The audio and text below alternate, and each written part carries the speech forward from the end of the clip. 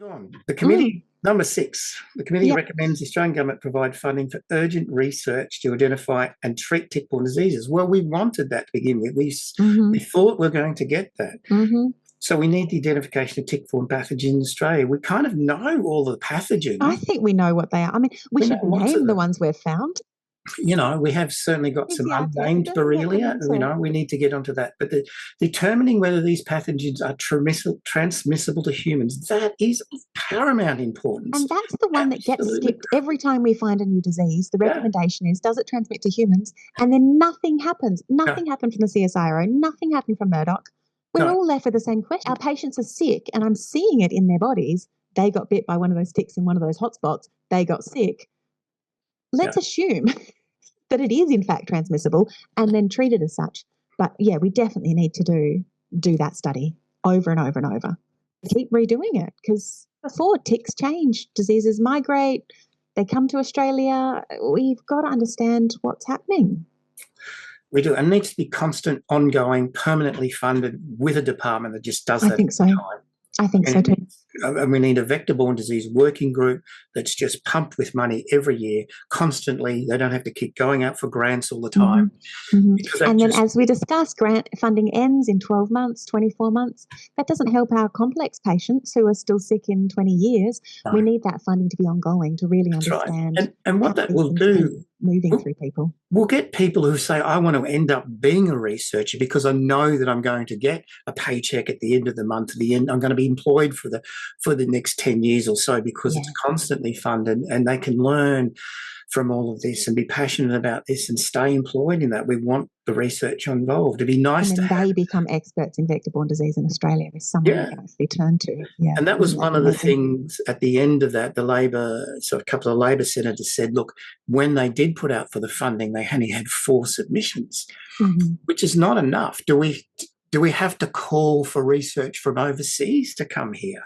Maybe that's the answer. You know, maybe we have to get some. Or if we stop demonising it in Australia, then people would feel brave enough to do it. Whereas Michelle Williams, her PhD research, she got run out of academia for it. So in the past, we've punished decent researchers who have actually done these good studies. We've got to stop doing that too. If you do good work, then I know. You have a career at the end of it. Well, sadly, Mackenzie, he's an Australian. He ended up going to Singapore and then now is in Japan, you know, and absolutely. He would love, I guess, to get back to Australia. Michelle Williams, Michelle Richards, what was that research from the 1990s? She sent all the ticks. It was her PhD research. She sent all the ticks over to America. Yeah, that's on the LDA's website. Hers. What's that woman's name? Michelle Wills. Oh, it was right. I was close the first time. I was thinking, it's not quite right. Yes, you were right. Michelle Wills. Yeah, I thought it was Williams. Yeah. Her research was faultless. When I read it, I thought, this is well done. Well, they end up calling it artefacts, sadly, you know. Where from? Yeah, anyway. And then, but look, we have got some. Regardless of whether there's Lyme strain here, there are plenty of other things. As I said, Babesia and Bartonella is here. They are they're even worse infections than the Borrelia infections. They really are, and they require totally different treatment protocols. We need to know what's there. We need the proof. I've got a saying: you cannot treat what you do not know.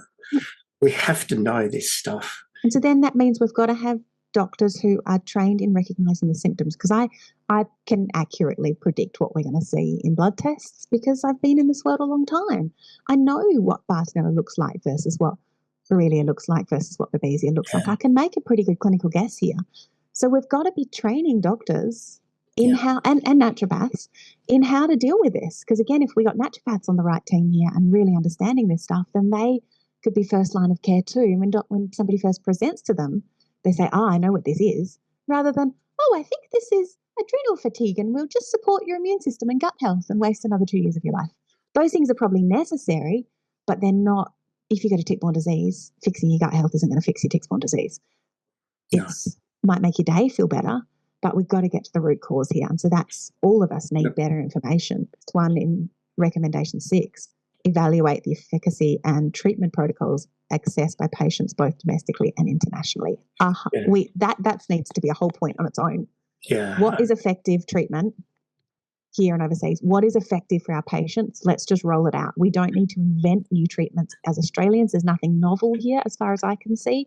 Let's just get And the risk is we're going to get, I want the ILADS guidelines. What are we going to get instead? Yeah. The RDSA ones, the CDC ones. I would also like to see things more holistically provided.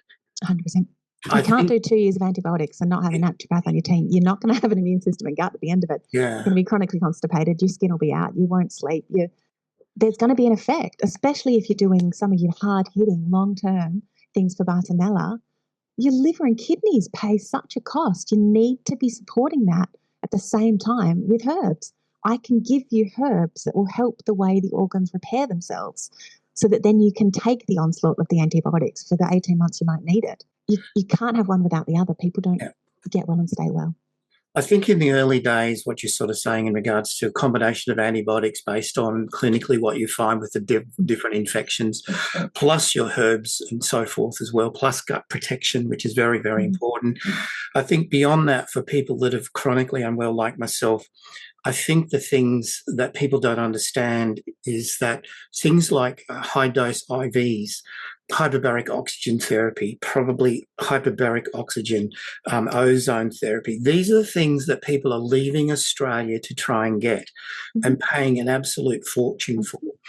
Now, the criticism you're going to get from the medical profession in regards to that is they said there's no double-blind placebo-controlled studies to determine that this will cure or treat a tick-borne infection. And we kind of go, no, there won't be. It doesn't, that's not its job. No. All of these different approaches treat your whole body to be able to handle it, to improve your immune system, to make you deal with the Herxheimer reactions that you're potentially going to get. And they've got to understand what a Herx reaction is, because I guarantee you that the majority of GPs won't understand what a Herx reaction is. So there's a whole level of training. I think there's a lot of misunderstanding about Herxheimer reactions in the chronic illness world in general, because Herxheimer reactions are really only in Lyme. That's the definition of them. They're a worsening of the Lyme symptoms with treatment. And what we call Herx reactions in modern usage is anytime somebody gets worse after treatment. Yeah. And for me as a clinician, I look at the things in the Toxic Mold Australia Facebook group. I'm looking at these patients going, I'm having a Herx from that. I think, well, technically you're not, because you don't have Lyme, you've got mold. And secondly, no, you're not. You're having a drainage reaction. This is your body telling you, you can't deal with this many corpses, you can't deal with this many toxic metabolites, you can't deal with this many things moving. You've got a drainage problem. Right. And we just, having a Herx push through. No, please support your drainage pathways. And so I think there's a lot of misunderstanding about what is actually a Herx. What is it telling your body? And then we've got to understand, is it a Herx or is it an allergic reaction? Is it an immune worsening, a sensitivity type thing happening? And for me, I look at that and I say, is it your existing symptoms? Volumes turned up today. Maybe that's a Herx. Is it new symptoms in response to treatment? Okay, that's not a Herx. That's something else then. Okay. So it's just a bit of, differentiation and to help people self-treat.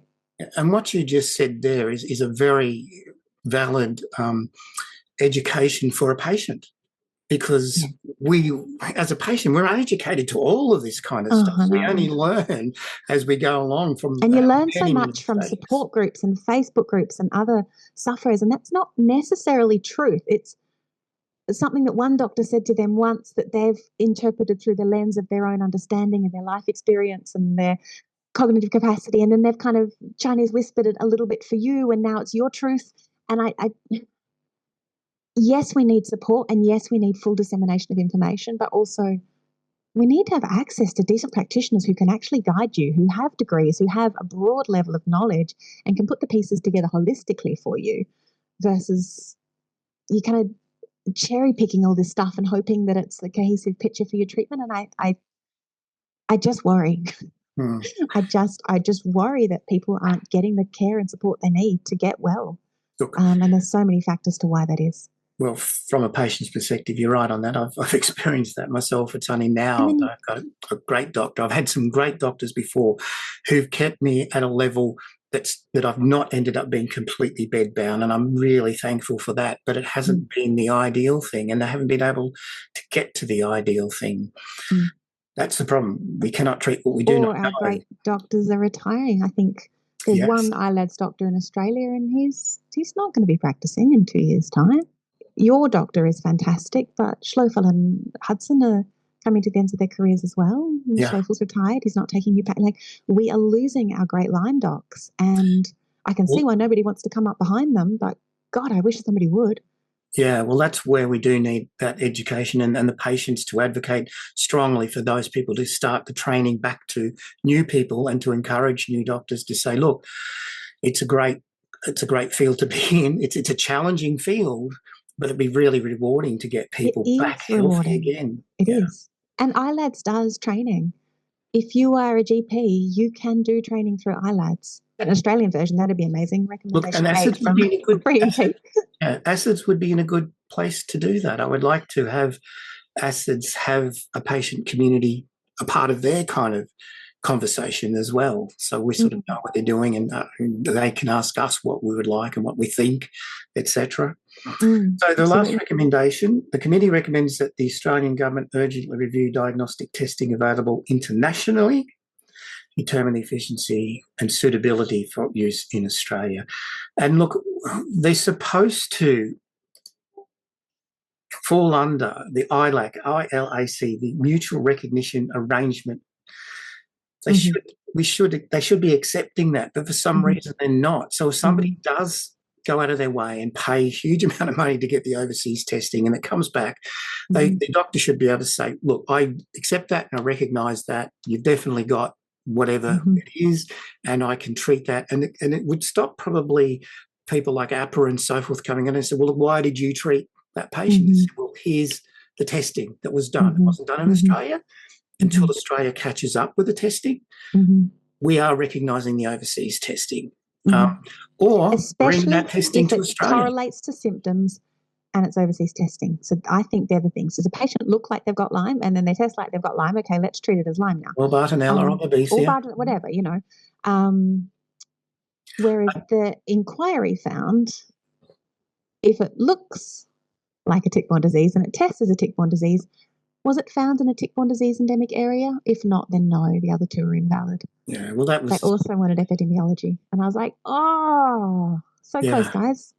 Look, it's the same in the USA. You know, we don't have those ticks or that infection in such and such a state. They've got them in every state. They've got them in every state. And they've still got that argument going over there. Nonsense. Absolute waste of time and money and health. Yeah. I agree with this recommendation 7. I think that we don't need to reinvent the wheel here. There are internationally recognised standards of care and testing that save people's lives and get results and keep them well for a long, long time.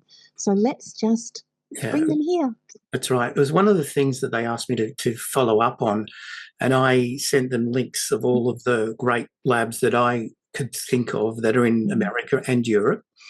I also submitted my microscopy testing, which was there, and that is in my submission. And I've had a few people in Australia sort of follow up with that themselves and paid for that themselves, and lo and behold, guess what comes back? Full of Babesia or Bartonella or Borrelia and so forth, and they're actually seeing it in the blood. And it correlates to your other tests as well. It's not like it's just come up only in the microscopy, and that's not correlated by your antibody response, your IFA, whatever it might be. They're all saying the same infections. Let's believe them. Named the Australian Borrelia. If your body's flagging it as a Borrelia burgdorferi or a Borrelia alpizale or Guarini or something, let's just believe it. Your body doesn't need to actually know whether it's alpizale's closest cousin.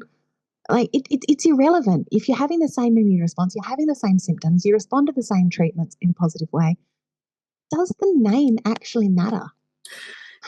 It doesn't in that regard for us as patients, no, not at all. I mean, continue the scientific research at the same time, but in the meantime, please treat us, use us as the clinical, as another clinical research study in saying, look, we weren't quite sure clinically, they did say this, we safely gave this particular patient 4 weeks of whatever antibiotic they choose between the person and document that and say, very, very sick, these were the symptoms after 4 weeks, seemed to be cured, we follow him up after 3 months, seemed to remain the same state. There's your studies. You've got 100 or 1,000 patients like that. That has to count for evidence. I think so. You know. And we've got this very self-focused lens, you and I, here on the Australian patients. Australia has open borders. How many international people come here, go back to their own countries after touring Australia, being outdoors? And we need to know what our ticks are so that those people who get sick when they're back in Germany know what they got bit with and what the treatments are for them as well. When it's not just for us, this is information the whole world needs to know. Yeah, what's interesting, speaking of overseas, if I was bitten by a tick overseas, there's nothing still on the Australian Traveller website in regards to this, where the endemic areas are, even simple page of tick-borne infections. Here is the information. Look, just to play it safe, if you're going to go out in the sun overseas, the people know they're going to have to wear sunscreen. If you're going to go out in the bush in these particular areas, you know, they say endemic areas, but look, play it safe. Just put on your sunscreen, put on a hat, put on some repellent. Absolutely. And that same idea, when you go overseas and you're in a dengue area, if it's dengue season, that's displayed. Yeah. Let's make it the same for ticks everywhere. This is actually a tick season. We've just had a whole lot of hatchlings. They're microscopic. This is what they look like. Stick that on the back of every shower door in caravan parks and hotel rooms so that tourists and travellers are protected as well. Yeah, look, it's not going to affect people travelling around Australia if you know, for whatever reason, there's a fear in regards to that. It's not going to affect our cattle industry at all. It's not. You just sort of say, look, put up the warning signs everywhere. Or I'll call them education signs. Ticks are known to be in this area. As we have for snakes. Please put on your sprays. Simple as that. And then go out and enjoy it. This is an area that has snakes. Snakes are native to Australia. Please don't hit them with sticks. Yeah, don't swim. You know, don't swim here. There's sharks. There's crocodiles. People still come to Australia. Yeah, exactly. Just put ticks on with all the other bugs and creatures that we've got. That's all we're asking. It's not rocket science. It's really quite a simple thing to do. It's not going to make people fearful or scared or anything like that. No. You know, it's just going to lower your risk. Yeah. Simple. And that prevention is so important, but also accessing outside is so important for the mammal that we are. Our bodies need sunshine and fresh air and grounding. We need to be in the earth with the plants. We need to go outside. And you can't live a life of fear. Maybe I'll get bit by a tick. Take the prevention. Understand what your first strategies are for first aid and treatment. But you still have to go outside. Yeah. And I've got people who live in apartments and their cat brings a tick in urban areas. So hiding is not the way forward here. No. Well, coming back to that point, that I just read a report yesterday, which was from 2017, believe it or not, and it shows that there are ticks in the Melbourne inner suburbs areas, and these are paralysis ticks that moved here. And this was in... I would have thought it was too cold for them to live. How I know. awful. And it's there, and they're finding it on the dogs in certain areas, and I posted that on the Tickner public page the other day. And I've got to do more simpler graphics for all of that as well. But even I didn't realise that. I mean, I live in an inner suburb and I've got a dog, and I know occasionally I check for him, but I feel quite safe where I am. But look, I know people who've been bitten in the Eltham areas and places like this and in the outer suburbs where they're quite close to the bush. And we've got ticks, we've got the paralysis ticks. And you've seen over the years, it's changed and moved, and it's come all around to our area, whereas before it never used to be. Gippsland was a big area, and it still is a big area.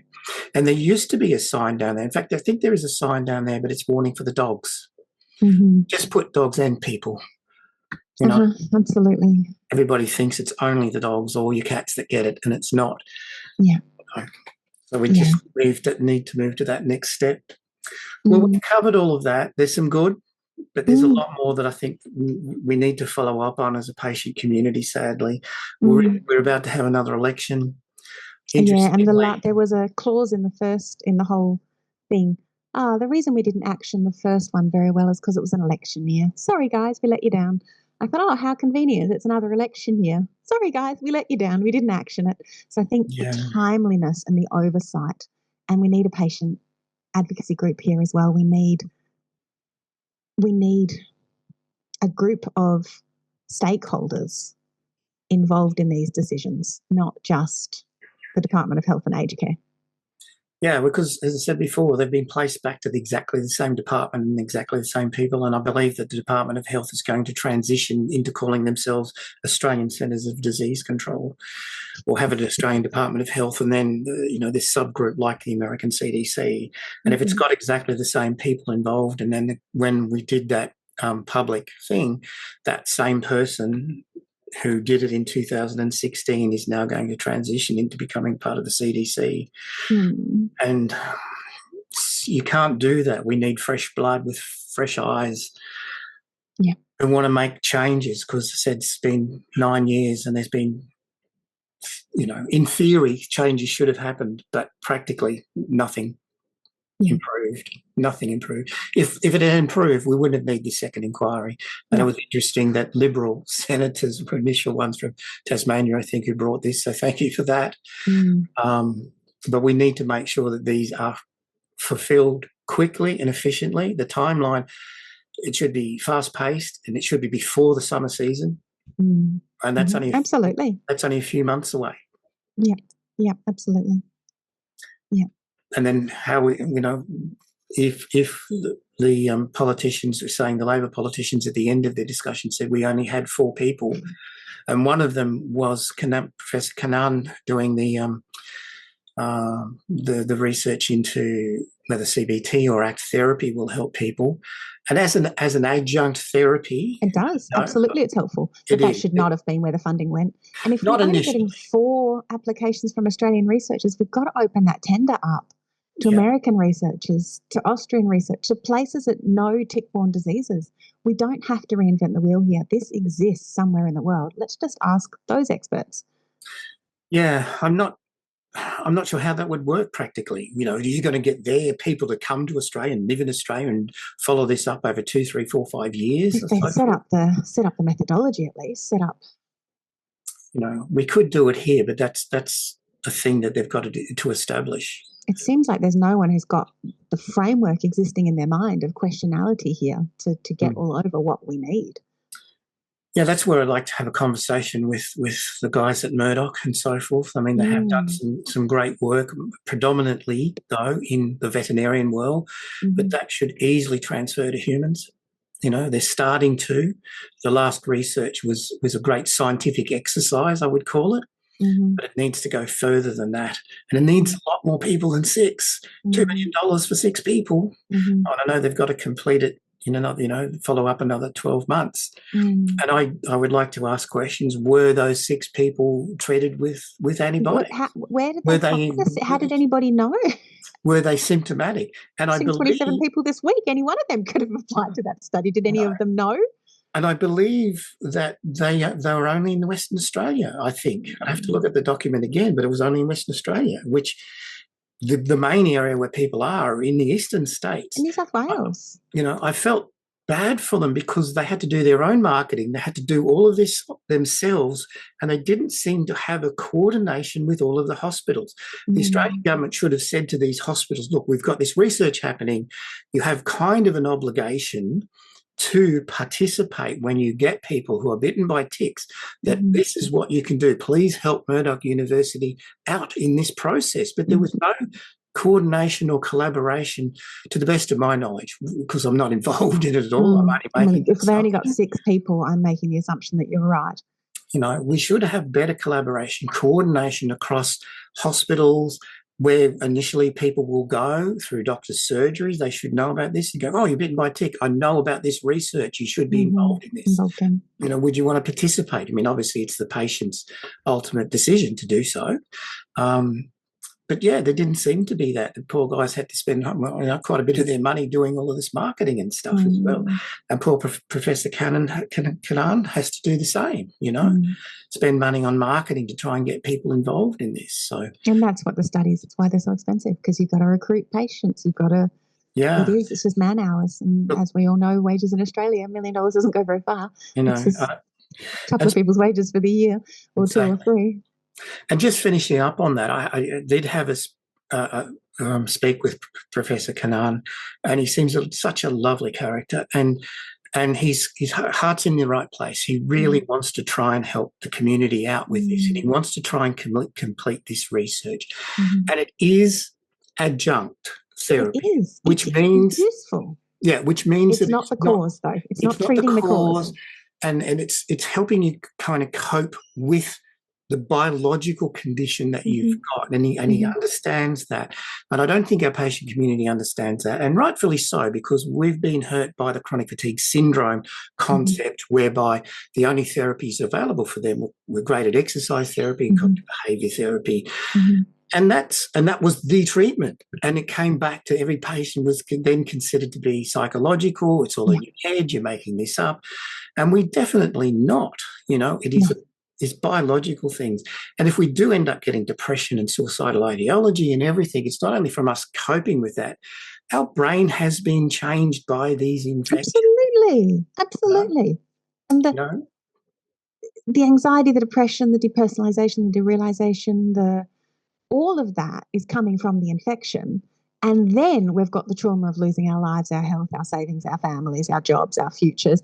And we've got the trauma of the gaslighting and the denial within the medical establishment. All of those code for complex PTSD. Of course, we need psych help as well to deal with the experience of being sick, the grief and the loss of being sick, the confusion of being sick, and the anxiety, depression stuff that comes from the disease itself, that's driving the biology to be wired and hypervigilant, and those it's multifactorial. And yes, I really do think great psych help, some sort of EMDR, some sort of CBT, that is super useful in learning and learning coping, having somebody on your team who believes you. All of that is valuable, and it's not going to treat your root cause if it's an infection. No, and that's where, if I'm going to converse more with him and let him know that side, and he understands that side as well.